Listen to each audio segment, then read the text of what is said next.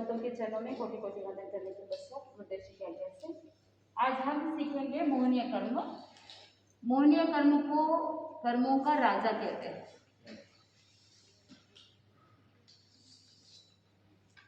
मोहनीय कर्म के दो काम हैं, एक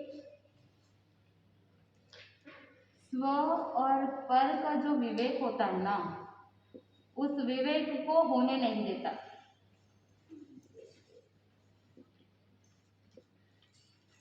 फर्स्ट थिंग, यानी भेद ज्ञान जो होता है, स्व और पर का जो विवेक होता है उसे भेद ज्ञान भी बोलते हैं कि क्या अपनी आत्मा शरीर दोनों अलग अलग है।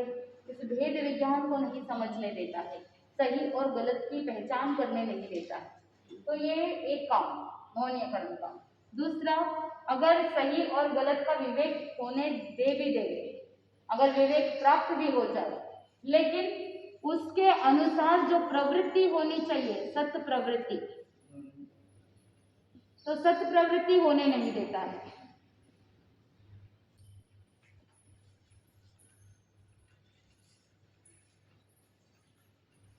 तो ये दो शक्तियां हैं जो मोहनीय कर्म के कारण से होता है, लेकिन स्व और पर का विवेक होने नहीं देता है, भेद विज्ञान नहीं होने देता है। और दूसरा, अगर स्व पर विवेक जागृत हो भी जाए, लेकिन उसमें सत्प्रवृत्ति होने नहीं देता, पुरुषार्थ करने नहीं देता है। तो ये जो पहली शक्ति है जो सम्यक्त्व को घात करती है, किसका घात करती है? सम्यक्त्व का घात करती है। और इस शक्ति का नाम है दर्शन मोहनीय। समझ में आ रहा है? पहली शक्ति मोहनीय कर्म की, वो स्व और पर के विवेक को होने नहीं देता, भेद विज्ञान नहीं होने देता है। इसका मतलब है सम्यक्त्व का घात करता है, दर्शन गुण का घात करता है। दर्शन का मतलब क्या है? एक तरफ दर्शनावरणीय कर्म के अंदर जो दर्शन शब्द आता है उसका मीनिंग अलग है, और दर्शन मोहनीय में जो दर्शन आता है उसका मीनिंग अलग है। दर्शनावरणीय कर्म के अंदर जो दर्शन शब्द आता है उसका मतलब है सामान्य रूप से जानकारी प्राप्त करना, देखना, वहीं तक। और दर्शन मोहनीय में जो दर्शन शब्द आता है उसका अर्थ है सही और गलत की पहचान करना, विवेक नेत्र को जागृत करना, वो दर्शन। तो दर्शन मोहनीय जो होता है वो सम्यक्त्व का घात करता है, आत्मा के सम्यक दर्शन गुण को घात करता है। दूसरी शक्ति क्या है? सत्प्रवृत्ति नहीं होने देता है। और जब सत्प्रवृत्ति नहीं होने दे रहा है, यानी किसका घात करता है? चारित्र का घात करता है। शुद्ध संयम की पालना नहीं हो पाती है। क्यों? क्योंकि मोहनीय कर्म। और जो चारित्र की घात करता है उसे क्या कहा? चारित्र मोहनीय।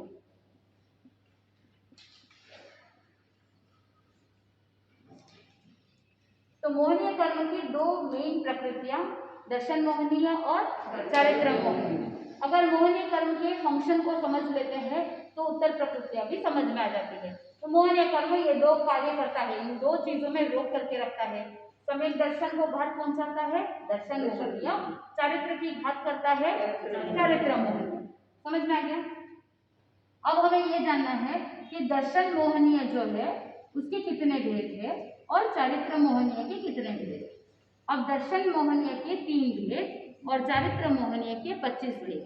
तो कुल मिलाकर के उत्तर प्रकृतियां हो जाती है 28 उत्तर प्रकृतियां है। दर्शन मोहनीय के 3 और चारित्र मोहनीय के 25। चारित्र मोहनीय को फिर से 2 में विभाजित किया, कषाय चारित्र मोहनीय और नो कषाय चारित्र मोहनीय। कषाय चारित्र मोहनीय के 16 प्रकृतियां और नो कषाय के 9 हैं। अभी के लिए हम इतना जानें कि दर्शन मोहनीय की 3 उत्तर प्रकृतियां है, चारित्र मोहनीय की 25 उत्तर प्रकृतियां है, और चारित्र मोहनीय को फिर से डिवाइड करते हैं तो कषाय चारित्र मोहनीय जिसकी 16 उत्तर प्रकृतियां है और नो कषाय मोहनीय की 9 प्रकृतियां, 9 भेद। नो कषाय के 9, कषाय के 16। और इसके बारे में आप एक करके हम डिटेल्स में जाएंगे। सबसे पहला क्या है, दर्शन मोहनीय।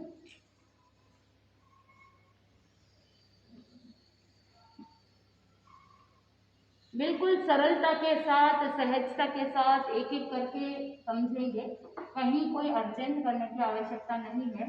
तो सबसे पहला है दर्शन मोहनीय, और इस दर्शन मोहनीय के हमने कितने भेद बताए थे, 3।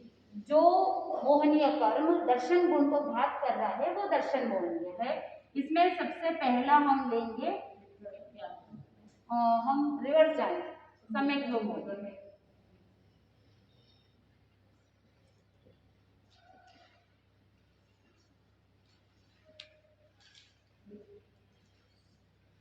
सम्यक्त्व मोहनीय एक एक करके चलेंगे। सम्यक्त्व मोहनीय का मतलब क्या है, सम्यक्त्व मोहनीय कर्म जब उदय में रहता है तो सम्यक्त्व में मलिनता लाता है, पूरा घात नहीं करता। जैसे मिथ्यात्व मोहनीय कर्म रहता है तो सम्यक्त्व नहीं होता है, पूरा सम्यक्त्व का घात करता है।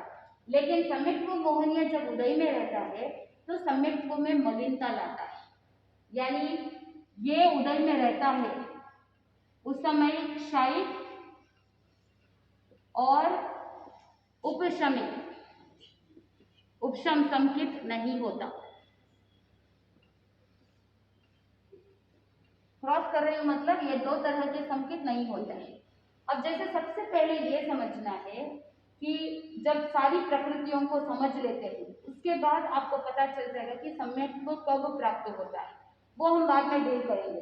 अभी के लिए ये समझना है कि एक सम्यक्त्व होता है क्षयिक सम्यक्त्व, ऐसा सम्यक्त्व जो आने के बाद जाता नहीं है, जो प्रकृतियों का क्षय होना चाहिए, 7 प्रकृतियों का क्षय होना चाहिए, वो क्षय हो गया है, इसीलिए क्षयिक सम्यक्त्व। और जब 7 प्रकृतियों को दबा देते हैं, उपशम कर देते हैं, तो कौन सा सम्यक्त्व, उपशम सम्यक्त्व। तो जब सम्यक्त्व मोहनीय उदय में रहता है तो ये दोनों सम्यक्त्व नहीं होते। और जब गुणस्थान की बात हम करेंगे तो वहां पर 8वें गुणस्थान से श्रेणी चढ़ते हैं, शपक श्रेणी और उपशम श्रेणी। अभी के लिए सिर्फ नाम सुन के रखो, लेकिन जब हम गुणस्थान के बारे में डिटेल से समझेंगे तब हम जानेंगे कि शपक श्रेणी क्या होती है, उपशम श्रेणी क्या होती है, वो सब गुणस्थान में सीखेंगे। अभी के लिए ये समझना कि जब ये 2 सम्यक्त्व नहीं है तो श्रेणी भी नहीं चढ़ सकते। तो यहाँ पर कौन सा सम्यक्त्व रहेगा इसके उदय में, क्षयोपशम संकेत, ठीक है। तो यहाँ पर एक प्रकार का क्षयोपशम संकेत है जिसमें कुछ प्रकृतियां क्षय होती है, कुछ प्रकृतियां उपशम होती है। तो ये सम्यक्त्व मोहनीय कर्म के उदय में जब रहता है तो क्षयोपशम संकेत रहता है। अभी वर्तमान में कौन सा सम्यक्त्व, क्षयोपशम संकेत ऐसा होता है जो आता है जाता है। अगर संभल करके नहीं रहते हैं, सुदृढ़ता नहीं रखते हैं तो आया हुआ सम्यक्त्व चला जाता है, कई बार आ सकता है, जा सकता है। तो ये क्षयोपशम संकेत सम्यक्त्व मोहनीय के उदय के टाइम में रहता है। तो इसमें चल मल अगाढ़ दोष रहता है। आपको बताया था ना कि सम्यक्त्व मोहनीय रहता है तो मलिनता रहती है। तो इसमें 3 प्रकार के दोष होते हैं, चल, मल और आगाढ़। ये 3 दोष सम्यक्त्व में लगते हैं। चल का मतलब क्या है, तत्व के विषय में चलायमान होना, यानी संशय होना तत्व के विषय में, उसके लिए क्या कहते हैं, चल दोष। मल के लिए क्या कहते हैं, अल्प ज्ञान के कारण संकेत में मलिनता रह जाती है, पूरा ज्ञान नहीं है इसीलिए कभी कुछ डाउट आता है, कभी कुछ डाउट आता है, तो वो मल। फिर उसके बाद अगाढ़ दोष। अगाढ़ दोष का मतलब क्या है, ये मेरा शिष्य है, ये मेरे गुरु है, ये जो अनुराग भाव साथ में जुड़ा हुआ रहता है, वो कौन सा दोष, अगाढ़ दोष। अभी वर्तमान में क्षयोपशम संकेत है, तो इस सम्यक्त्व मोहनीय कर्म के उदय के कारण से क्षयोपशम संकेत के अंदर चल मल अगाढ़ दोष रहता है। अभी वर्तमान में ये दोष रहते हैं।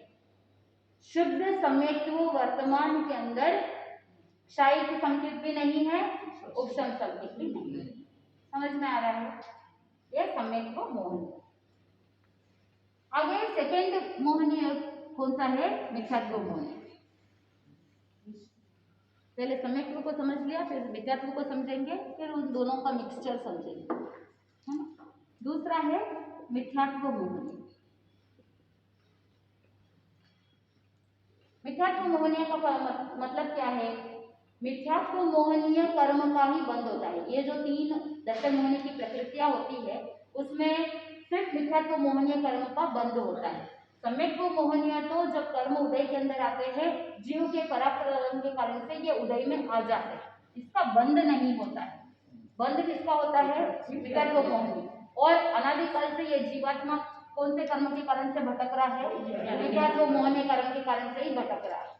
तो यहाँ पर तत्व के प्रति रुचि नहीं होती है। प्रवचन के अंदर भी काफी लंबे टाइम से मिथ्यात्व के बारे में बहुत व्याख्या हुई है कि मिथ्यात्व का मतलब क्या है। जो तत्व के प्रति श्रद्धा नहीं रखते हैं, आज के प्रवचन में भी यही टॉपिक था कि जो तत्व के प्रति श्रद्धा नहीं रखते हैं, सुदेव सुगुरु सुधर्म पर श्रद्धा नहीं रखते, कुदेव कुगुरु कुधर्म पर श्रद्धा रखते हैं, तो वो मिथ्यात्व। तो मिथ्यात्व मोहनीय कर्म की ये सारी क्वालिटीज है, जिसको हम क्वालिटी नहीं बोल सकते हैं, लेकिन फिर भी वो आत्मा के साथ जुड़ा हुआ है। तो ये मिथ्यात्व मोहनीय। तीसरा है मिश्र मोहनीय। मिश्र मोहनीय भी कह सकते हैं या सम्यक मिथ्यात्व मोहनीय।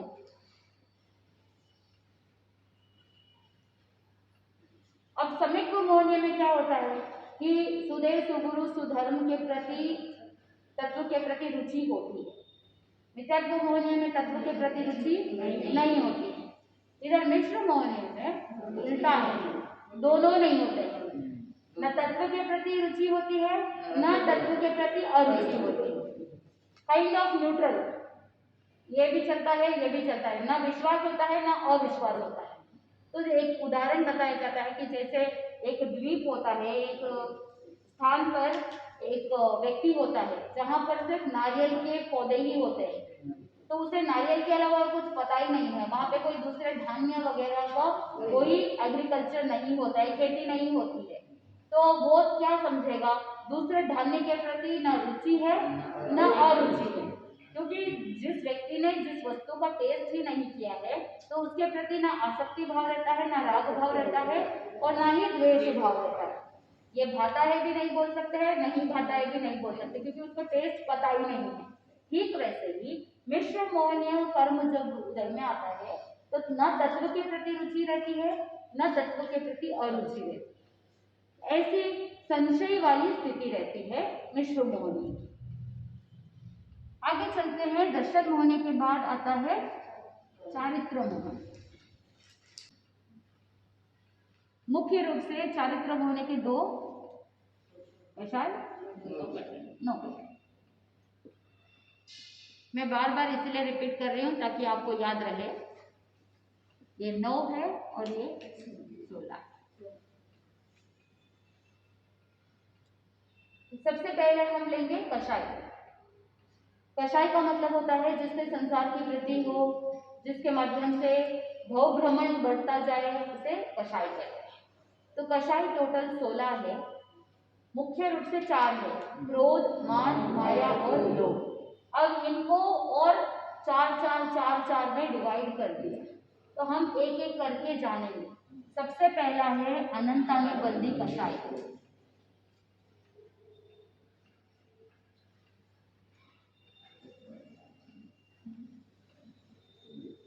अनंतानुबंधी का मतलब क्या है? जिस कषाय से अनंत संसार का अनुबंध हो। शब्द में ही अर्थ है, जिस कषाय से अनंत संसार का अनुबंध हो, वो कौन सा कषाय? अनंतानुबंधी कषाय। ये सिर्फ एक जीवन पर्यंत नहीं, भव भव तक साथ चलता है। और इस अनंतानुबंधी क्रोध, मान, माया, लोभ के कारण से सम्यक्त्व होने नहीं देता है। ये बहुत इंपॉर्टेंट है। दर्शन मोहनीय की 3 प्रकृतियां, सम्यक्त्व मोहनीय, मिथ्यात्व मोहनीय और मिश्र मोहनीय, ये 3 प्रकृति और अनंतानुबंधी क्रोध, मान, माया, लोभ, इन 7 प्रकृतियों के कारण से ही जीव सम्यक्त्व को प्राप्त नहीं करता। अगर इन 7 प्रकृतियों का क्षय होता है तो क्षयिक सम्यक्त्व, उपशम होता है तो उपशम सम्यक्त्व, और कुछ प्रकृतियों का क्षय और कुछ प्रकृतियों का उपशम हो तो क्षयक्षम सम्यक्त्व। यही 7 प्रकृतियां हैं, दर्शन मोहनीय के 3 और अनंतानुबंधी के 4। तो इसे गुणस्थान में जब हम सीखेंगे या कर्म ग्रंथ में हम सीखेंगे तो अनंतानुबंधी कषाय चतुष्क। जब कषाय चतुष्क बोलते हैं तो क्रोध, मान, माया, लोभ, ठीक है, ये चार को चतुष्क बोलते हैं। तो अनंतानुबंधी के अंदर लंबे समय तक भव तक चलता है, और जब ये अनंतानुबंधी रहता है तो वैर का खाता चालू ही रहता है। जैसे हम भगवान महावीर स्वामी के जीवन के अंदर देख रहे हैं कि वैर का खाता चालू हो गया है, और दूसरी तरफ भगवान काशीनाथ का देखते हैं तो वहां पर भी अनंतानुबंधी कषाय की वजह से ही वो वैर का खाता चालू है, क्योंकि कमठ के मन में अनंतानुबंधी वैर है, क्रोध है, कषाय है, इसकी वजह से।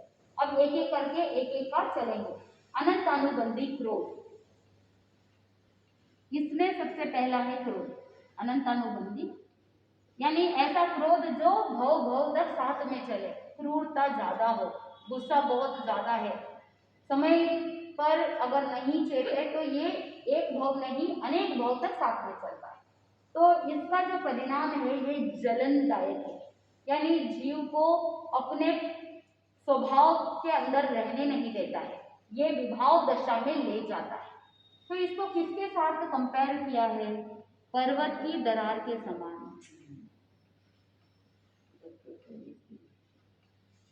ये भी साथ में सीख लेते हैं। क्रोध को किसके साथ कंपेयर किया है? पर्वत की दरार के समान, क्योंकि अगर पर्वत में, पहाड़ में दरार पड़ जाती है तो उसे वापस मिलाना पॉसिबल नहीं है। तो इसलिए अनंतानुबंधी जो है वो इजीली छूटता नहीं है।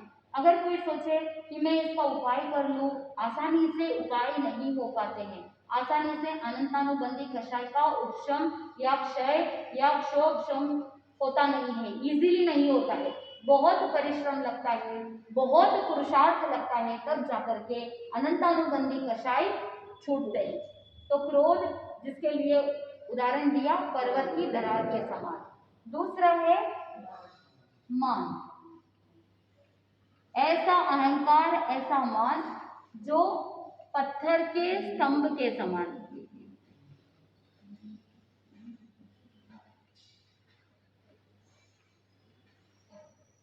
अब पत्थर का जो खंभा होता है वो भले ही टूट जाएगा लेकिन झुकेगा नहीं, नम्रता नहीं आएगी। तो अनंतानुबंधी मान के अंदर भी चाहे कितनी भी परिस्थिति आ जाए, इंसान टूट जाएगा लेकिन उसका मान झुकेगा नहीं। जैसे रावण, और भी बहुत सारे उदाहरण हैं कि वो भले ही वो खुद अपने आत्मा का नुकसान कर लेंगे, स्वयं टूट जाएंगे लेकिन झुकेंगे नहीं। वैसे ही ये जो अनंतानुबंधी मान है वो पत्थर के स्तंभ के समान है। तीसरा है माया। माया का मतलब क्या है? कपट करना, छल करना। तो ये अनंतानुबंधी माया जो है वो बांस की वक्रता के समान है।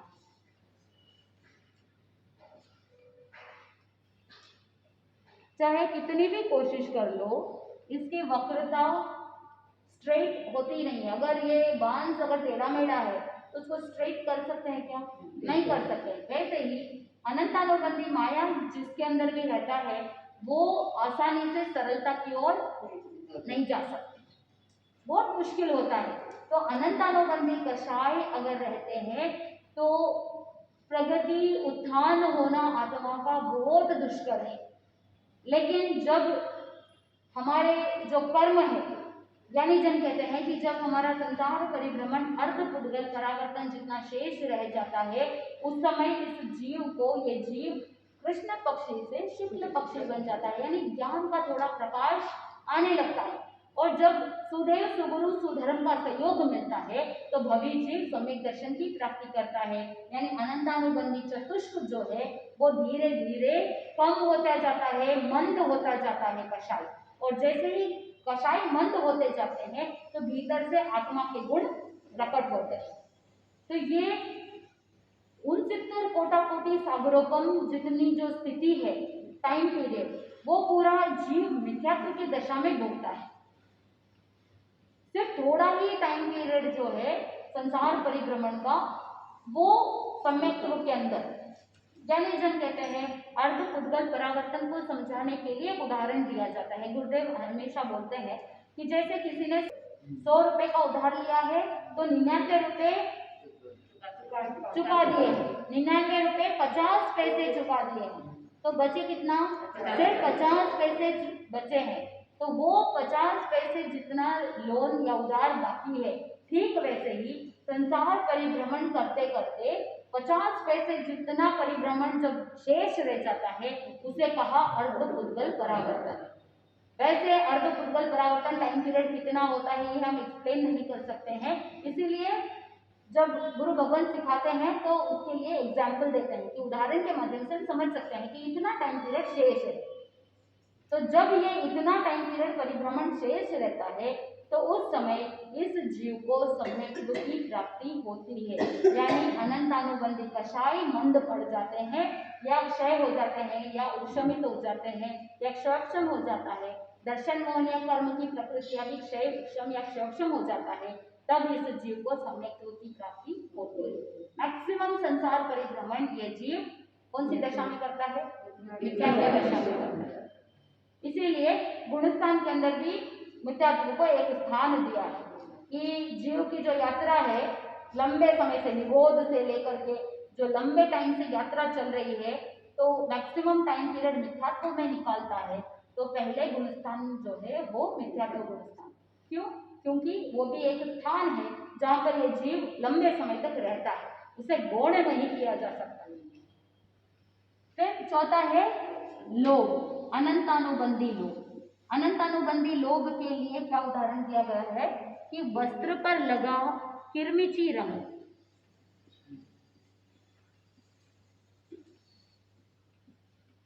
किरमिची रंग उसे कहते हैं कि ऐसा रंग जो इजीली आसानी से मिटता नहीं है।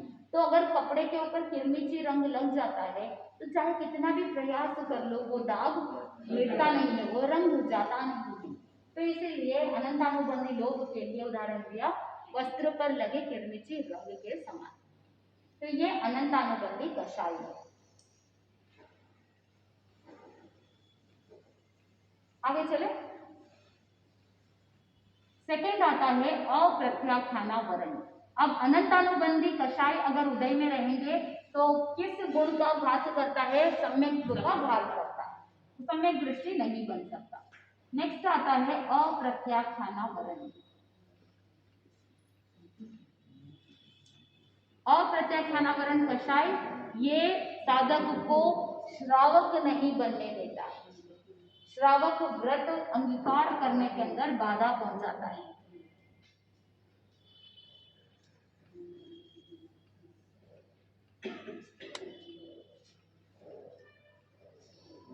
जब अप्रत्याख्यानावरण कषाय होता है तो जीव को थोड़ा सा भी प्रत्याख्यान ग्रहण करने नहीं देता, त्याग करने नहीं देता। उदाहरण बताइए अप्रत्याख्यानावरण। श्री कृष्ण वासुदेव अंतगढ़ सूत्र के अंदर वर्णन आता है, धन्य है वो जाली मयाली वाले कुमार जो संसार की असारता को जान करके संयम अंगीकार करते हैं।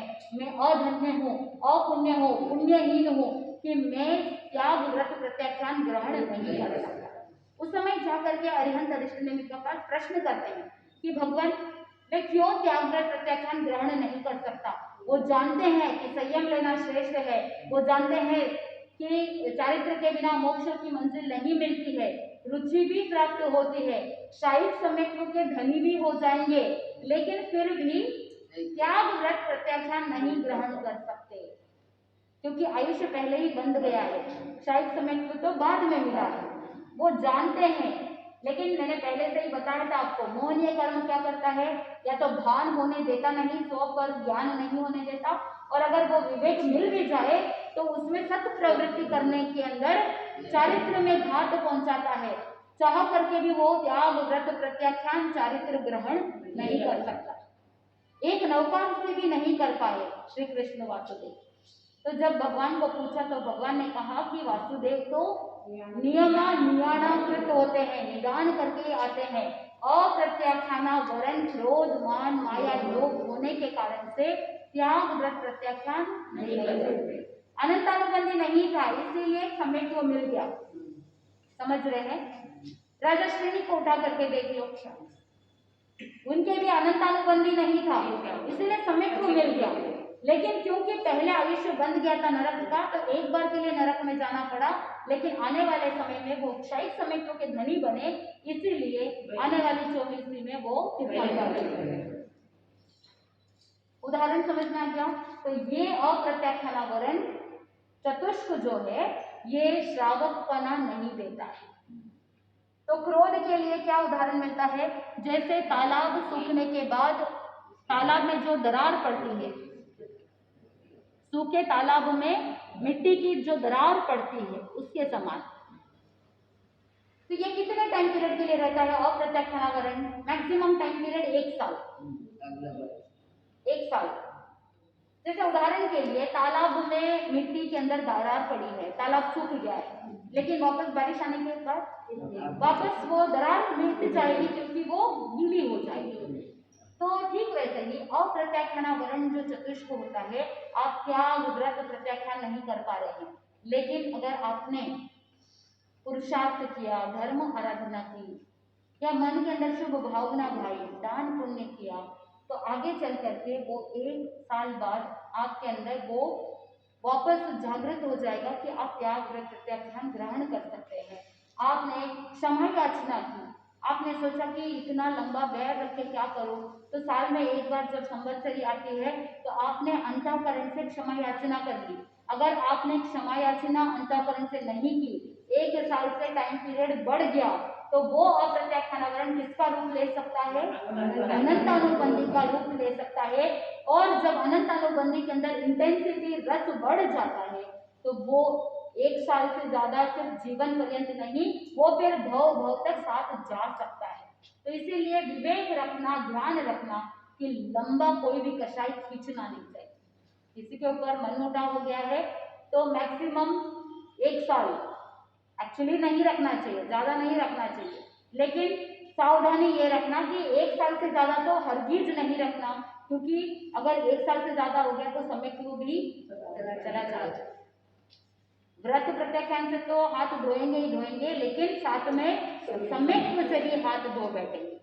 इसीलिए अनंतानुबंधी तक नहीं जाना, कोशिश करना कि आप कषाय को हाथों हाथ निवेद लो, कषाय लंबा खींचना नहीं, क्योंकि अभी वर्तमान के अंदर हम 7वें गुणस्थान से आगे जा नहीं सकते। तो कषाय तो उदय के अंदर आते ही रहते हैं, सत्ता में भी रहते हैं, तो कषायों को कितना जल्दी आप सल्टा सकते हो, कितना जल्दी आप कषायों को समझ करके उसके परिणामों को जान करके क्षमा भाव अंदर से प्रकट कर सकते हो, ये विवेक स्वयं के अंदर रहना चाहिए। जब आप भीतर से जागरूक रहते हैं तो आप कषाय को लंबा नहीं खींचेंगे। कोई बात नहीं, बोल दिया, गुस्सा कर लिया, अगले ही क्षण क्या कर लिया, सॉरी, विचार नहीं करना चाहिए, हाथों हाथ नहीं हुआ, कोई बात नहीं, सायंकालीन प्रतिक्रमण करते हैं तो फिर बाद में सभी समस्त जीवों से क्षमा याचना कर ले। आज का अकाउंट आज ही क्लोज कर दे, लंबे समय तक नहीं लेके जाए। फिर क्या होता है, मूल बात तो याद रहती नहीं है, किस बात के लिए नाराज थे ये भी याद नहीं रहते, बस नाराजगी लेके चलते हैं। फिर थोड़े टाइम बाद पूछो उनको, भाई तुम नाराज क्यों थे, याद नहीं, तो फिर किस बात की नाराजगी, छोड़ दो, तो उसी दिन का उसी दिन क्लोज कर देना, अकाउंट क्लोज, लंबे समय तक नहीं घसीटते। अगर ये विवेक रख लेते हैं तो सम्यक्त्व भी सुदृढ़ रहेगा, त्याग व्रत प्रत्याख्यान भी आपके बराबर होते रहेंगे, और मन में शुभ भाव बहना कि वह दिन मेरा धन्य होगा कि जिस दिन मेरे आगे के कषाय जो है वो भी मंद हो, वो भी क्षय हो, उपशम हो, जिसके वजह से मुझे अच्छा संयम, शुद्ध संयम की पालना करने का अवसर मिले। ऐसी भावना रखनी चाहिए तो आत्मा का कल्याण हो जाएगा। अगर रेगुलरली भावना भाते रहेंगे तो कभी ना कभी तो फलीभूत होगा, क्योंकि जैसी भावना रहेगी वैसे कर्म बुद्धल हम अट्रैक्ट करते हैं। अगर आप बार बार नेगेटिव बोल रहे हैं, नेगेटिव सोच रहे हैं, अगर आप अपनी ही क्षमता पर डाउट कर रहे हैं, मुझसे होगा क्या, मैं कर पाऊंगी क्या, अब जब हम आपको बोलते हैं थोड़ा सा तपस्या कर लो, मौसम भी अनुकूल है, 16 सती आराधना तब भी चालू होने वाला है, कर लो, तो आप कहोगे कि 16 दिन तक हम कैसे करेंगे, होगा कि नहीं होगा। आप अपने ही कैपेसिटीज पर डाउट कर रहे हो। मन में ये सोचो कि दुनिया में ऐसे कितने सारे लोग हैं जो एक वक्त की रोटी भी नहीं मिलती है, लाचारी मजबूरी में भूखे रहते हैं, मूक पशुओं के बारे में सोचो, तिर्यंच के बारे में आप चिंतन करो कि ऐसे तिर्यंच गति के अंदर कितने ऐसे पशु पक्षी हैं जिनको बहुत बार ऐसा होता है कि खाने के लिए भोजन नहीं मिलता, वो न चाहते हुए भी भूखे रहना पड़ता है। जब न चाहते हुए जबरदस्ती भूखे रहते हैं तो अकाम निर्जरा, लेकिन अगर तपस्या करते हैं तो सकाम निर्जरा। कौन सा बेटर है? सकाम निर्जरा। डॉक्टर ने अगर कह दिया कि हफ्ते में एक दिन आपको उपवास करना पड़ेगा, यानी फास्टिंग, उपवास नहीं, उपवास धार्मिक शब्द हो गया। आपको अगर कह देंगे कि आपको इंटरमिटेंट फास्टिंग करना है, डाइट करना है, या आजकल रिसर्च हो गई यूएस के यूनिवर्सिटीज में हुआ है, इंटरमिटेंट फास्टिंग यानी ऑल्टरनेट डे फास्टिंग करने की वजह से कैंसर बीमारी के अंदर ट्रीटमेंट कर रहे हैं। भगवान महावीर स्वामी पहले से ही कह रहे हैं कि एकादशी तपस्या करो, अनेक प्रकार के तप बताए भगवान ने, 12 प्रकार के। कोई ना कोई तप, व्रत, प्रत्याख्यान अगर करते रहेंगे, तपस्या करते रहेंगे तो हमारी जठराग्नि जो है वो बैलेंस होकर के चलती है, हमारा तेजस शरीर जागृत होता है। और जब तेजस शरीर जागृत होता है तो कार्बन शरीर को जला करके रक्त करने का काम करता है, यानी कर्मों को जलाने का काम कौन कर रहा है? तेजस शरीर। और तेजस शरीर जागृत कैसे होगा? तपस्या से होगा।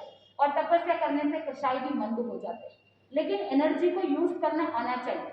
तपस्या करते हैं और एनर्जी आई है, लेकिन उस एनर्जी को यूज करना नहीं आया और उस एनर्जी को खर्च नहीं किया, या उस एनर्जी को ऐसा कह सकते हो कि कर्मों को क्षय करने के लिए यूज नहीं किया गया, तो फिर उस एनर्जी का अजीर्ण हो जाएगा। तो तपस्या का अजीर्ण क्या है? क्रोध। ज्ञान का अजीर्ण मान। अगर ज्ञान को डाइजेस्ट नहीं कर पाए, ज्ञान उतना ही सीखो जितना आप पचा सको। अगर ज्ञान का अजीर्ण हो गया तो अहंकार आएगा, देखो मैं सबसे बड़ा ज्ञानी हूँ। वो ग्राउंडेड नहीं रहते हैं, वो जमीन पे नहीं रहते थे। फिर तपस्या का अध्ययन हो जाता है तो फिर वो चिड़चिड़ करते रहते हैं, कभी भी गुस्सा करते रहते हैं। मेन क्रोध और मान है। जहाँ क्रोध होगा वहां पर मान होगा, और जहाँ पर लोभ होगा वहां पर माया होगा। दोनों एक दूसरे के परिपूरक होते हैं। और ज्ञानी जन ये भी कहते हैं कि अगर एक कषाय है, कोई भी एक कषाय, 4 में से, तो एक के कारण से चारों आते हैं, क्योंकि एक साइकिल है।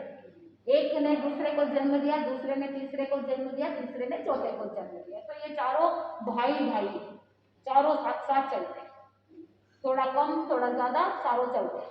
तो इसलिए सावधानी रखना कि तपस्या करो, लेकिन साथ में सामायिक संवर, दया, कौशल, धर्म आराधना, जप, साधना, जिसकी वजह से जो एनर्जी प्रोड्यूस हुई है उसको सम्यक प्रकार से यूज कर सको। अगर जो एनर्जी मिली है उसको सम्यक प्रकार से यूज करते हैं तो कषाय नहीं होंगे। अगर एनर्जी को ढंग से नहीं यूज किया है तो फिर कषाय आते हैं। और अगर आपके अहंकार को चोट पहुंचती है तो गुस्सा आता है। गुस्सा क्यों आता है? व्यक्ति चिड़चिड़ कब करता है? जब उसके अनुकूल काम नहीं होता है तो गुस्सा करता है, उसके ईगो को, मान को चोट पहुंचे। तो ये एक दूसरे के परिपूरक है। मान है वहां क्रोध है। तो ज्ञानी जन कहते हैं कि क्रोध के अभाव में क्षमा नहीं है, क्रोध के अभाव में क्षमा नहीं है, लेकिन क्षमा के अभाव में क्रोध जरूर आए। आप सोचो कि आपके अनुकूल सब कुछ हो रहा है और फिर आप कह दो कि मुझे तो गुस्सा आता ही नहीं है, वो तो किसी को भी नहीं आएगा। वही अगर आपके विपरीत हो रहा है, कुछ आपके प्रतिकूल हो रहा है, उसके बाद अगर गुस्सा नहीं आता है तो कह सकते हैं कि भाई हाँ मुझे गुस्सा नहीं आता। समझ रहे हैं बात? तो इसीलिए बहुत सावधानी रखनी पड़ती है, बहुत व्यवस्थित रूप से धीरे धीरे आराम से चलना पड़ता है। माइंड के अंदर क्लैरिटी होनी चाहिए कि डेफिनेटली किसी ना किसी का कषाय आता ही। मैं आपको बता रही थी कि मौन या कर्म है ना, वो चक्र के जैसा है। उदाहरण के लिए कोई व्यक्ति आकर के आपके सामने गुस्सा करता है, चिड़चिड़ करता है।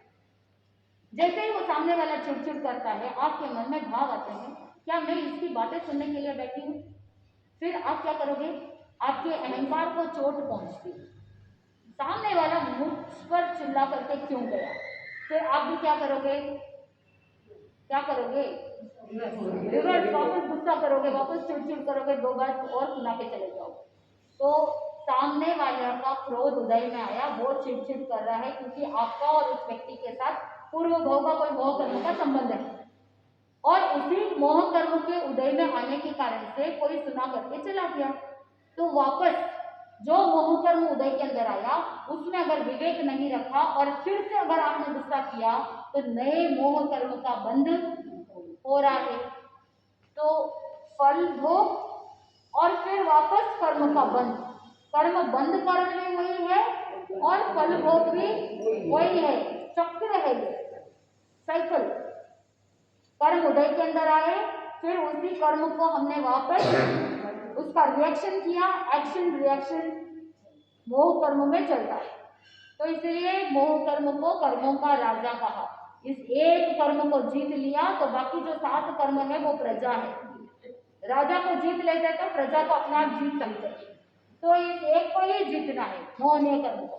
राजा को जीत लेंगे तो प्रजा अपने आप समर्पित हो जाएंगे। तो जो 4 घाती कर्म है उसमें ये राजा है। मोह कर्म जैसे ही सबसे पहले कर्म जो तीर्थंकर भगवान क्षय करते हैं वो है मोहनीय। जैसे ही मोहनीय कर्म क्षय होता है, ज्ञानावरणीय, दर्शनावरणीय और अंतराय, ये तीनों भी सीक्वेंस में क्षय होते हैं और केवल ज्ञान केवल दर्शन की प्राप्ति कर लेते हैं। सबसे पहला कौन सा कर्म क्षय होता है? मोहनीय।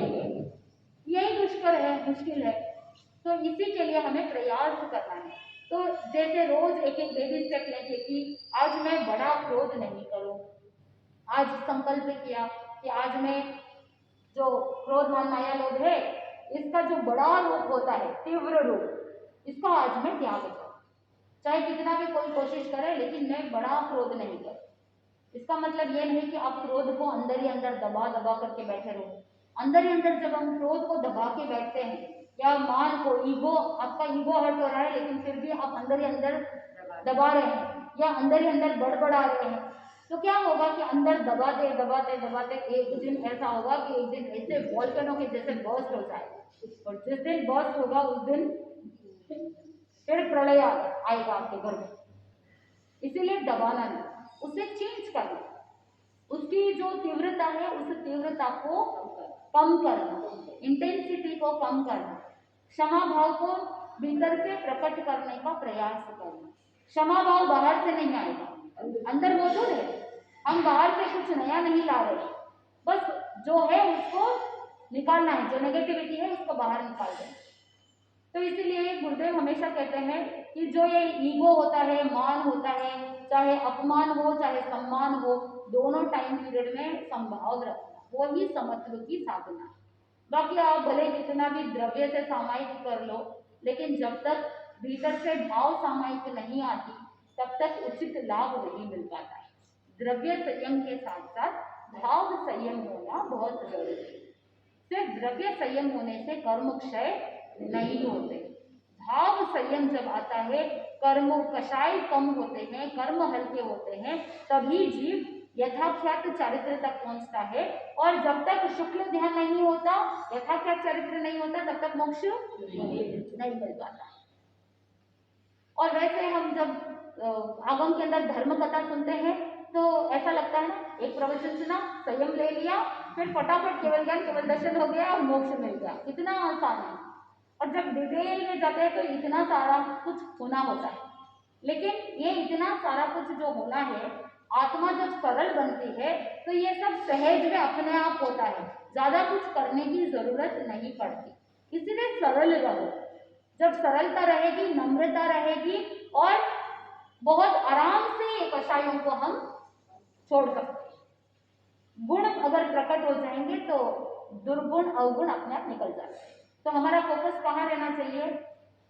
गुणों पर होना चाहिए। मेरे अंदर ये गुण प्रकट हो, जैसे ही गुणों का प्रकटीकरण होगा दुर्गुण अपने आप समाप्त हो जाएंगे, भाग जाएंगे। तो अगर ज्यादा चिंतन करते हैं, मुझे बहुत गुस्सा आता है, मुझे गुस्से का त्याग करना चाहिए, मुझे क्रोध का त्याग करना चाहिए, तो आप बार बार किसको याद कर रहे हो? गुस्से को याद कर रहे हो। वही अगर आपने चिंतन किया होता कि मुझे हमेशा शांत रहना है, मुझे हमेशा क्षमा भाव में रहना है तो आपका फोकस किसके ऊपर होता? क्षमा के ऊपर। तो भीतर से क्या प्रकट होता? क्षमा। तो आपका फोकस अब तक कषायों पे था, अब क्या करो, फोकस पॉजिटिविटी की ओर लाओ कि जहां पर क्रोध के बारे में चिंतन आप कर रहे हो वहां पर क्षमा के बारे में चिंतन करो कि मैं कैसे कैसे परिस्थिति में क्षमा भाव ला सकती हूँ, क्या कर सकती हूँ जिससे अंदर से क्षमा भाव प्रकट हो सके। अगर बहुत बार ऐसा होता है कि घर में कोई ऐसी परिस्थिति बन जाती है तो उस समय कभी कभी क्षमा मांग करके या सॉरी बोल करके काम हो सकता है, तो वहां पर बात को लंबा घसीटना नहीं चाहिए। आर्ग्यूमेंट का कोई मतलब ही नहीं है। ठीक है, इस भाव में मेरी गलती नहीं है, इसी भाव में होगी, क्या फर्क पड़ता है, सॉरी तो बोलना है। अगर मेरे सॉरी बोलने से उसके ईगो को पोषण हो रहा है तो ठीक है, शांति तो मिल रही है कम से कम। मन में ये चिंतन करना, क्षमा इसीलिए कर रहे हैं क्योंकि सामने वाला क्षमा डिजर्व करता है, इसीलिए क्षमा कर रहे हैं। ऐसा हो भी सकता है और ऐसा नहीं भी हो सकता है। सामने वाले को वो क्षमा के योग्य है या नहीं है, इसके बारे में हमको डिसाइड करने की जरूरत नहीं है। मन में ये सोचना कि मैं शांति की अनुभूति करना डिजर्व करती हूँ, मुझे शांति चाहिए, इसीलिए मैं सामने वाले को क्षमा करती हूँ। सामने वाला योग्य है या नहीं है उसके बारे में चिंतन करने की जरूरत नहीं है। चिंतन ये करो कि मेरे मन को शांति चाहिए, इसीलिए मुझे क्षमा करना है, मेरे लिए कर रही हूँ, मैं जो कर रही हूँ स्वयं के लिए कर रही हूँ। क्षमा कर रही हूँ तो किसके लिए? स्वयं के लिए। क्यों? क्योंकि मैं शांति डिजर्व करती हूँ, जीवन में सब कुछ खुशहाली से आगे बढ़ता रहे, इसीलिए मुझे क्षमा कर देना। सामने वाला भले कितना भी गलत कर रहा हो, जो भी कर रहा हो, उसे क्षमा, भले ही वो डिजर्व नहीं कर रहा है, योग्य नहीं है, लेकिन फिर भी वीरों का लक्षण है, जो शूरवीर होते हैं वो क्षमा कर देते हैं। छोड़ो, कोई बात नहीं, उसके कर्म और उसके धर्म। जब कर्म उदय के अंदर स्वयं के आएंगे, स्वयं को समझ में आ जाएगा। क्योंकि हर एक जीवात्मा की जर्नी अलग अलग होती है। किसी को जल्दी बोध मिलता है और किसी का संसार परिभ्रमण बहुत लंबा होता है, वो धीरे धीरे धीरे ड्यू कोर्स ऑफ टाइम वो सीखता है। ठीक है, उसकी जर्नी है, उसको सीखने। हमारी जर्नी ऐसी है, हमें क्षमा करना है, कर देना, छोड़ देना। हम स्वयं को सुधार ले और हम स्वयं अच्छे हो जाए, वो बहुत है। दुनिया को सुधारने की कोशिश करेंगे तो वो बड़ी मूर्खता होगी। Don't change others, change yourself. खुद को चेंज करो, खुद के अंदर परिवर्तन लाओ, दुनिया अपना बदलो। ठीक है, तो क्रोध के अंदर अप्रत्याख्यानावरण जो है क्रोध, वो तालाब की दरार के समान है। एक साल के बाद जब वापस रेनी सीजन आता है, बारिश आती है, तो वापस मिल जाता है। दूसरा है अप्रत्याख्यानावरण मान। अप्रत्याख्यानावरण मान हड्डी के स्तंभ के समान। अब जब हड्डी का जो स्तंभ होता है, हड्डी के लिए विशेष प्रयास करते हैं तो वापस हड्डी नम जाती है, झुक जाती है। तो ठीक वैसे ही अप्रत्याख्यानावरण मान प्रयत्न करते हैं, पुरुषार्थ करते हैं, तो जो मान अहंकार के अंदर व्यक्ति रहता है तो विनम्रता धीरे धीरे आ जाती है। फिर उसके बाद आता है अप्रत्याख्यानावरण माया। यहाँ पर मेढे के सींग के समान। मेढा किसे कहते हैं? गोट, गोट को कहते हैं। तो मेढे की जो सींग होती है ना, उसको प्रयत्न करने पर वो क्या हो सकता है? सरल हो सकता है, स्ट्रेट हो सकता है। ठीक वैसे ही अप्रत्याख्यानावरण माया प्रयत्न करने पर, पुरुषार्थ करने पर जो वक्रता है, जो कपटता है, वो दूर हो सकता है और व्यक्ति प्रयास करने से सरल बन सकता है। थोड़ी मेहनत लगती है लेकिन वो सरल बन जाता है। फिर उसके बाद आता है अप्रत्याख्यानावरण लोभ। ये कीचड़ के समान, वस्त्र पर कीचड़। जब कपड़े के ऊपर कीचड़ लगता है तो अगर आपके पास आजकल तो बहुत सारी चीजें उपलब्ध है, तो आप मेहनत करते हैं, ड्राई क्लीन कराने के लिए भेज देंगे या कोई और कुछ केमिकल्स यूज कर देंगे, जिससे जो कीचड़ का जो दाग लगा हुआ है वो प्रयास करने पर वो कीचड़ का दाग निकल जाता है, मिट जाता है। ठीक वैसे ही अप्रत्याख्यानावरण लोभ, प्रयास करने पर वो लोभ को दूर करते हुए संतोष गुण को प्राप्त कर सकता है। ठीक है, तो ये अप्रत्याख्यानावरण क्रोध, मान, माया और समान लोभ, तालाब के दरार के समान क्रोध, हड्डी के स्तंभ के समान मान, मेढे के सींग के समान माया और वस्त्र पर कीचड़ के दाग के समान लोभ। ठीक है। उसके बाद तीसरा है प्रत्याख्यानावरण क्रोध मान माया लोभ। इसका टाइम पीरियड 4 महीना। प्रत्याख्यानावरण जो क्रोध मान माया लोभ उदय में रहता है तो उस समय संयम अंगीकार नहीं कर पाते हैं, यानी त्याग व्रत प्रत्याख्यान श्रावकपना को अप्रत्याख्यानावरण रोकता है, लेकिन प्रत्याख्यानावरण क्रोध मान माया लोभ रहता है तो श्रावकपना तो रहता है लेकिन संयम नहीं ले सकते, दीक्षा नहीं ले पाते। चारित्राचारित्र हो सकता है लेकिन कंप्लीट चारित्र नहीं हो सकता है, प्रत्याख्यानावरण रोक देता है। तो इसका टाइम पीरियड 4 महीना। तो आप जब चौमासी प्रतिक्रमण करते हैं तो उस समय जो भी कषाय, जो भी राग द्वेष, जो भी भावनाएं नेगेटिव होती है उन सबका मिच्छामि दुक्कडम देते हुए प्रतिक्रमण कर लेते हैं। तो ये जो प्रत्याख्यानावरण कषाय जो कर रहा था उसे हम शांत कर सकते हैं। 4 महीने का टाइम पीरियड। तो इसमें प्रत्याख्यानावरण क्रोध जो होता है, इस क्रोध में क्या बताया जाता है? बालू रेत में खींची लकीर के समान।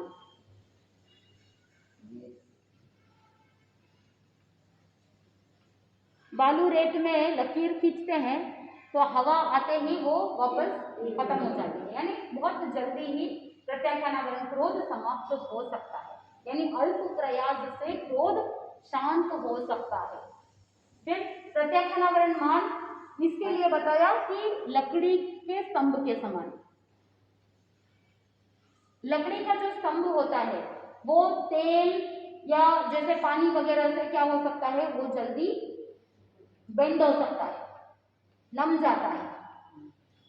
तो ठीक वैसे ही प्रत्याख्यानावरण मान में व्यक्ति थोड़े से प्रयास से झुक जाता है। थोड़ा सा समझा दिया, भाई तुमको अहंकार नहीं रखना चाहिए, तुम्हें झुकना चाहिए, बड़ों के सामने झुकने में अपने को क्या फर्क पड़ता है। थोड़ा सा समझाने पर दोनों भाई आपस में समझौता कर लेते हैं, दोनों भाई आपस में क्षमा याचना कर लेते हैं और मान समाप्त हो जाता है।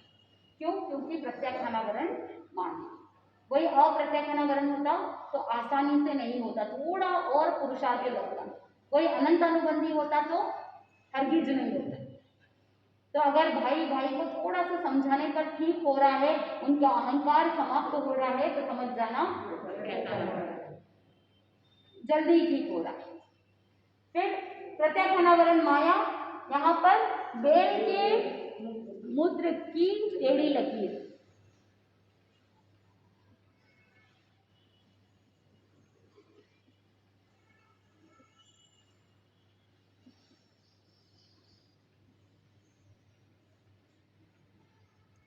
थोड़ी देर के लिए वो लकीर दिखाई देती है, लेकिन जैसे ही धूप पड़ती है वैसे ही वो लकीर मूत्र की सूख जाती है। ठीक वैसे ही प्रत्याख्यानावरण माया, कुछ थोड़े से प्रयास से वो छल कपट दूर हो जाता है, वो व्यक्ति सरल बन जाता है। उसके बाद प्रत्याख्यानावरण लोभ, यहाँ पर काजल कह दो, खंजन कह दो, या गाड़ी का जो ये ग्रीस वगैरह आता है ना,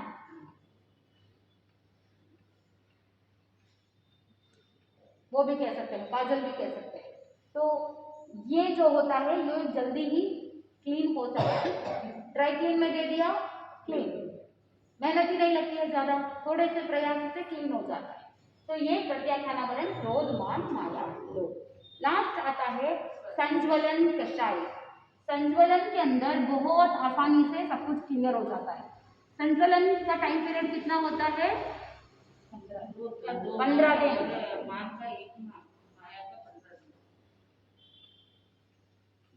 समुच्चय में संज्वलन कषाय जो होता है समुच्चय में 15 दिन बोलते हैं, लेकिन जब गुणस्थान की श्रेणी के बारे में बात करते हैं तब थोड़ा थोड़ा अलग अलग गुणस्थान में अलग अलग।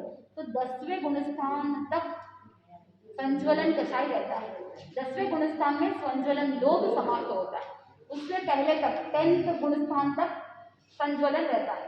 अब संज्वलन का मतलब क्या है पता है? इमीडिएटली रियलाइज हो जाता है, अरे गुस्सा कर लिया बेटा,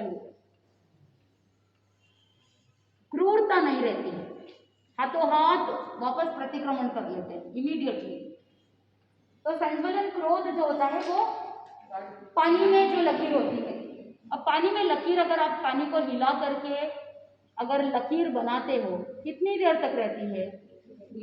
कुछ क्षण, उसके बाद वो लकीर मिट जाती है। तो बहुत शॉर्ट टाइम पीरियड जिसके बारे में हम सोच भी नहीं सकते, बहुत शॉर्ट संज्वलन। ये संज्वलन कषाय रहे तो भी यथा क्या चरित्र नहीं होता है। यह संज्वलन कषाय भी नहीं रहना, एकदम कषाय मुक्त होते हैं तब जाकर के जीव केवल ज्ञान को प्राप्त करता है। फिर संज्वलन मान, ये जैसे लता बेल होती है, मैं लता लिख रही हूं, तो ये क्या होती है अपने आप झुक जाती है।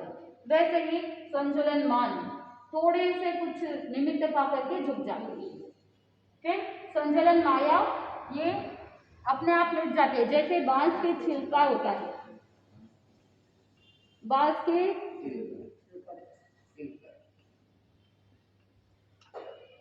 बांस का जो छिलका होता है, इस छिलके में जो टेढ़ापन होता है बांस के छिलके में, वो भी इमीडिएटली हाथों हाथ अपने आप ही स्ट्रेट हो जाता है। वैसे ही संज्वलन माया वाला कुछ ही क्षणों के अंदर वो सरल बन जाता है। फिर संज्वलन लोभ, संज्वलन लोभ ये भी शीघ्र ही थोड़े से प्रयास से अपने आप मिट जाता है। जैसे कपड़े पर हल्दी का रंग,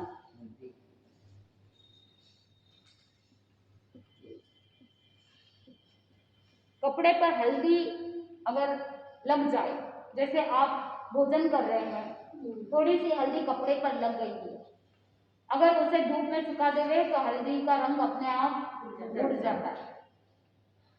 उसके लिए ज्यादा मेहनत करने की जरूरत नहीं पड़ती, आपको ले लेके ऐसे रगड़ने की भी जरूरत नहीं पड़ती। तो इसीलिए संज्वलन लोभ के लिए उदाहरण किसका दिया? कपड़े पर हल्दी का रंग, कि हल्के से प्रयास से ही वो क्लीन हो सकता है।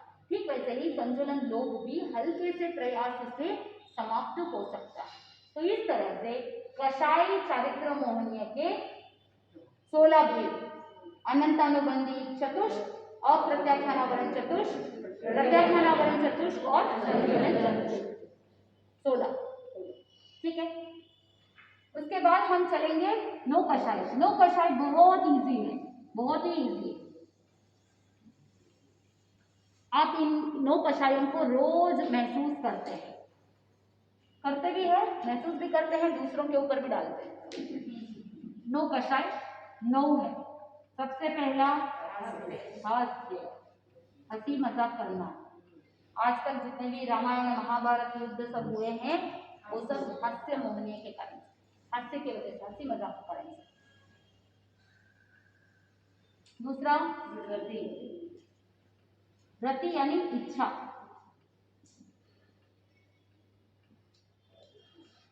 किसमें इच्छा होना? पाप कार्य में इच्छा होना, पाप कार्य में आनंद आना, इसे रति कहते हैं। किसमें इच्छा होना? पाप कार्य में, पाप कार्य में इच्छा होना, पाप कार्य में आनंद का अनुभव करना, रति। तीसरा आता है अरति। अरति मतलब धर्म में अनिच्छा होना। अरति मतलब अरुचि भी बोल सकते हैं, अनिच्छा भी बोल सकते हैं। किसमें अनिच्छा? धर्म में, धर्म के कार्य में अनिच्छा होना अरति। आलस करना, प्रमाद करना। अब आपको अगर कह देते हैं कि सामायिक करना है, अभी कौन करेगा, कल करेंगे, अभी बस थोड़ी देर सो जाती हूँ, ठीक लगेगा, तो ये क्या है? अरति। वही अगर कोई मूवी के लिए बुलाए तो हाथों हाथ रेडी हो जाते हैं, रति। और एक दूसरे के लिए हंसी मजाक करते रहते हैं, हास्य। तो जो कर्म उदय के अंदर आए हैं वही कर्म नए कर्मों को भी बांधने में मदद कर रहा है। ये नो कषाय है, डायरेक्ट आत्मा को या डायरेक्ट किसी को घात नहीं पहुंचा रहा है, लेकिन ये नो कषाय जीव को कषाय की ओर ले जाता है। द्रौपदी ने दुर्योधन की हंसी उड़ाई, अंधे के जाया अंधा होता है। तो जब हंसी उड़ाई तो किसका कषाय बढ़ा? दुर्योधन का कषाय बढ़ा, द्वेष भावना बढ़ी और उस समय उसने क्या किया? प्रण ले लिया कि मैं अपने जंगा पर द्रौपदी को बिठा करके रहूंगा। तो वहां पर कषाय बढ़ गए ना, तीव्र कषाय बढ़े। किसके वजह से? इनडायरेक्टली हास्य का रोल था। तो अगर आप पाप कार्य में इच्छा रखेंगे तो इनडायरेक्टली हिंसा की ओर बढ़ावा दे रहे हैं, कषाय की ओर बढ़ावा दे रहे हैं। फिर धर्म में अनिच्छा रखेंगे और अतिभाव रखेंगे तो भी इनडायरेक्टली किसको बढ़ावा दे रहे हैं? कषाय को बढ़ावा दे रहे हैं। कषाय करना, कषाय कराना या करने वाले को भला जानना। पाप कार्य में इच्छा रखेंगे तो किसी ना किसी का कषाय बढ़ेगा। फिर बाद में चौथा क्या आएगा? हास्य, रति, अरति, भय। भय का मतलब है डरना। भय के कारण क्या है? जब शरीर के अंदर एनर्जी नहीं होती है, एक तो भय मौनीकरण के कारण उदय से डर लगता है, भय लगता है। दूसरा भय कब होता है? जब शरीर शक्तिहीन हो तो लगता है, इनसिक्योरिटी फीलिंग होती है कि मेरा कौन ध्यान रखेगा, मैं कैसे करूंगी, मेरा फ्यूचर कैसा होगा, मेरा भविष्य कैसा होगा, मेरा बुढ़ापा कैसा होगा। तो मन में भय होता है। अधिकांश लोग भयग्रस्त रहते हैं और जब भय में रहते हैं तो न चाहते हुए भी वो व्यक्ति नेगेटिविटी में जाता है और काम गलत हो जाते हैं। तो भय रोल प्ले करता है। फिर बताते हैं भय की बात सुनने से। भय भी एक संज्ञा है, करेक्ट है ना? भय संज्ञा। तो ये क्या होता है? भय के बारे में सुनने से, भय के बारे में वार्तालाप करने से किसी और की इनसिक्योरिटी फीलिंग, किसी और के मन में कुछ, उसके जीवन में कोई भय रहेगा, लेकिन आपने बार बार उसके बारे में सुना, सुन करके आपके माइंड में भी वो बात बैठ गई कि भाई हमको भी सावधानी रखनी चाहिए। आपने किसी के मुंह से सुना कि अमुक अमुक फलान चीज क्या चोरी हो गई, तो ऐसे ऐसे रात्रि के समय में इस तरह से इस टेक्निक से चोरी हुई है, आपने सुना। सुनने के बाद आपके मन में भी क्या हुआ? माइंड में बात फीड हो गई और फिर रात को आपकी नींद जो अच्छी आती थी वो भय के कारण से आपकी नींद भी उड़ गई। किसके कारण से? भय के कारण से। समझ में आ रहा है? तो भय के कारण से जब नींद पूरी आपकी हुई नहीं, फिर अगले दिन आप घर में बाकी सभी मेंबर्स के ऊपर गुस्सा करोगे, चिड़चिड़ करोगे। तो ये भय इनडायरेक्टली किसको बढ़ा रहा है? कषाय को बढ़ा रहा है। साइकिल समझ में आ रहा है? हास्य, रति, अरति, भय, शोक। शोक का मतलब है चिंता करना।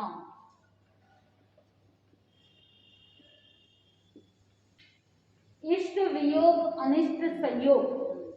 अब जो मनपसंद आपकी वस्तु थी या किसी व्यक्ति के प्रति आपके मन में बहुत क्लोजनेस था, आपकी घनिष्ठता थी, लेकिन उस व्यक्ति का या उस वस्तु का वियोग हो गया, तो उस वियोग के कारण से आप चटपटा रहे हैं, आपके मन में दुख हो रहा है, चिंता हो रही है, परेशान हो रहे हैं, तो वो क्या है? शोक है। और अनिष्ट संयोग, जो चीज आप चाहते नहीं है, आपको अच्छा नहीं लगता, फिर भी वो इंसान आपकी जिंदगी में आ जाए तो कैसा लगता है? वो भी शोक है। तो इष्ट संयोग और अनिष्ट संयोग, इष्ट वियोग और अनिष्ट संयोग। या इष्ट संयोग होता है तभी भी संरक्षण की चिंता रहती है कि आपकी मनपसंद वस्तु है, कहीं खो ना जाए, कहीं कोई उठा के ना ले जाए, तो उसकी चिंता। तो ये सब शोक के ही रूप है। तो हास्य, रति, अरति, भय, शोक। उसके बाद छठा आता है जुगुप्सा। जुगुप्सा का मतलब है घृणा करना, ग्लानि भाव रखना, किसी सचेत अचित पदार्थ को देख करके मन में, हृदय में घृणा उत्पन्न होना, ये अच्छी नहीं है चीज, ये मैं नहीं कर सकती। अगर जैसे फॉर एग्जाम्पल किसी की सेवा करनी है, अब जैसे कोई घर में बूढ़े बुजुर्ग है, उनकी सेवा करनी है, उनके शरीर के अंदर इतनी क्षमता नहीं है कि वो वॉशरूम के लिए उठ करके जाए, तो वहीं पर बिस्तर में ही जब सब कुछ होता है, सेवा करनी पड़ती है, तो घृणा भाव रहता है कि नहीं नहीं, ये सब गंदगी मेरे से नहीं क्लीन होता है। तो ये जुगुप्सा, मन में ये चिंतन करना कि ये सब कुछ पुद्गल है, सुगंध, दुर्गंध, ये सब क्या है? पुद्गलों का परिणमन है। जिसमें सुगंध आती है, किसी न किसी टाइम पीरियड में वो दुर्गंध में कन्वर्ट हो जाती है, और जो दुर्गंधमय वस्तु है वो उद्गलों के सहयोग से पुनः सुगंध का रूप धारण कर सकते हैं। जब नाले के अंदर पानी बहता है, गंदा पानी, तो वो दुर्गंध फैलाते हैं। वही अगर सीवेज ट्रीटमेंट अगर हो जाता है, पानी का ट्रीटमेंट हो जाता है, तो फिर वो पानी शुद्ध हो जाता है। जब पानी को फिल्टर किया जाता है, पानी को शुद्ध किया जाता है, तो वो पानी से दुर्गंध दूर हो जाती है। तो ये सब उद्गलों का परिणमन है। इसीलिए ज्ञानी जन ने कहा जुगुप्सा घृणा भाव नहीं रखना चाहिए, ये सब उद्गलों का ही स्वभाव है। मन में ये चिंतन करना, सामने वाले के प्रति अनुकंपा भाव रखना कि ऐसा बुढ़ापा मेरे नहीं आए, अनुकंपा भाव रखना। अगर हम घृणा करेंगे तो कर्म किसी को छोड़ते तो नहीं है, सभी को बुढ़ापा कभी ना कभी तो आएगा। तो इसीलिए ज्ञानी जन ने कहा कि घृणा भाव नहीं रखना और मन में अनुकंपा भाव रखना और मन में ये चिंतन करना कि ऐसा बुढ़ापा मेरे नहीं आए, तो मेरे अंदर से इतने ही शुभ कार्य करूं, पुण्य उपार्जन करूं कि पुण्यवानी प्रबल होगी तो ऐसा बुढ़ापा नहीं आएगा। आयुष्य अगर दीर्घ है तो शुभ आयुष्य होगा कि जहां पर किसी के ऊपर डिपेंडेंट नहीं होना पड़ेगा, लाचारी मजबूरी नहीं होगी, जीवन पर्यंत तक, जीवन के अंतिम क्षण तक इंद्रियां सशक्त रहेगी, शरीर काम करता रहेगा, किसी के साथ लाचारी मजबूरी सेवा लेने के कार्य नहीं हो। ऐसी पुण्य की भावना होनी चाहिए और हमेशा किसी के प्रति अगर कोई सेवा करने के भाव जागृत हो तो करना चाहिए, परोपकार की भावना होनी चाहिए। आप जैसा करोगे वैसा आपको मिलेगा। आप सेवा करोगे तो आपके परिवार के सदस्य देख रहे हैं कि आप सेवा कर रहे हैं, तो आपको भी कोई ना कोई आपकी सेवा करने वाले मिल जाएंगे। लेकिन अगर आपने सेवा नहीं की तो आपके टाइम पीरियड में कोई सेवा करने वाला मिलेगा नहीं। तो यहाँ पर छठा है जुगुप्सा। उसके बाद जो 7वां 8वां 9वां है, ये तीनों वेद है, स्त्री वेद, पुरुष वेद और नपुंसक वेद। वेद का मतलब होता है भोग भोगने की इच्छा होती है। स्त्री वेद का मतलब है पुरुष के साथ भोग भोगने की जो इच्छा होती है वो स्त्री वेद, और स्त्री के साथ भोग भोगने की जो इच्छा होती है वो पुरुष वेद, और स्त्री और पुरुष दोनों के साथ भोग भोगने की जो इच्छा होती है उसे क्या कहा, नपुंसक वेद। तो इस तरह से 9 कषाय 9 होते हैं, हास्य, रति, अरति, भय, शोक, जुगुप्सा, स्त्रीवेद, पुरुषवेद और नपुंसक वेद।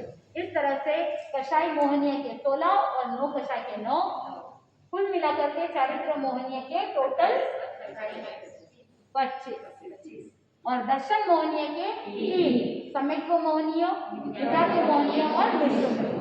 कुल मिलाकर के मोहनीय कर्म की 28 प्रकृति। अब इनके बंध के कारण फल भोग और अबाधा काल और स्थिति, ये बहुत आसान है। बंध के कारण जो है वो 6 है, तीव्र क्रोध, तीव्र मान, तीव्र माया, तीव्र लोभ, दर्शन मोहनीय और चारित्र मोहनीय, ये बंध के कारण। और फल भोग जो है कितने हैं फल भोग, 5। सम्यक्त्व मोहनीय, मिश्र मोहनीय, मिथ्यात्व मोहनीय, कषाय और 9 कषाय। ये जो मूल रूप से मोटे मोटे जो है ना वो ही फल भोग है, ठीक है। और इसकी जो स्थिति है वो जगन्य अंतर्मुहूर्त और उत्कृष्ट 70 कोड़ा कोड़ी सागोपम 70। इसीलिए ज्ञानी जन कहते हैं कि मोहनीय कर्म, अगर महामोहनीय कर्म का बंध होता है तो 70 कोड़ा कोड़ी सागरोपम की स्थिति होती है। जो भी जीव उत्कृष्ट स्थिति का बंध करता है, एक एक नरक में 7-7 बार भी जन्म मरण करता है, तब भी 70 कोटा कोटि सागरोपम फिनिश नहीं होते। इतना तीव्र महामोहनीय कर्म बोलते हैं। तो जगन्य अंतर्मुहूर्त और उत्कृष्ट 70 कोड़ा कोटि सागरोपम, और ये महामोहनीय कर्म का बंध गुरु भगवंतों की आशातना से भी बंद होता है। इसीलिए ज्ञानी जन कहते हैं कभी किसी की आशातना नहीं करना, मोहनीय कर्म का बंद होता है। फिर एक एक नरक में 7-7 बार जाते हैं तो भी छुटकारा नहीं मिलता है, इसलिए कभी किसी की आशातना नहीं करना। फिर इसका अबाधा काल क्या है, जगन्य अंतर्मुहूर्त और उत्कृष्ट 7000 वर्ष। इतने टाइम पीरियड के लिए कर्म उदय के अंदर आएंगे नहीं, बाधा नहीं आएगी, इसीलिए उसे क्या कहा, अबाधा काल। तो ये मोहनीय कर्म, ये पूज्य गुरुदेव डॉक्टर श्री पदम चंद्र जी महाराज साहब द्वारा लिखित कर्म विज्ञान बुक है, जिसमें एक एक कर्म के बारे में चित्र सहित, कर्म की अवस्थाएं सभी कुछ चित्र सहित दिया गया है। तो इस किताब को पढ़ने का लक्ष्य रखें। हमारी एक वेबसाइट है jppjaingroups.com, उस वेबसाइट में ये बुक PDF अवेलेबल है, तो आप उस PDF को डाउनलोड करके भी आप पढ़ सकते हैं, जिससे आपको बहुत गहरा नॉलेज बहुत सिंपल तरीके से एक अच्छे से एग्जाम्पल दिए हुए बहुत आसानी से समझ में आता है। कर्म की अवस्थाएं कौन कौन सी होती है, 10 प्रकार की जो कर्म की अवस्थाएं हैं, उपवर्तन, अपवर्तन, निर्देश, निकाचित कर्म, ये सारी अवस्थाओं के बारे में भी जानकारी इस किताब के अंदर एक एक कर्म की प्रकृतियों के बारे में वर्णन मिलता है। तो आप ज़्यादा से ज़्यादा अध्ययन करने का लक्ष्य रखें। सेवम बनते सेवम बनते। बोले श्रमण भगवान महावीर स्वामी की जय।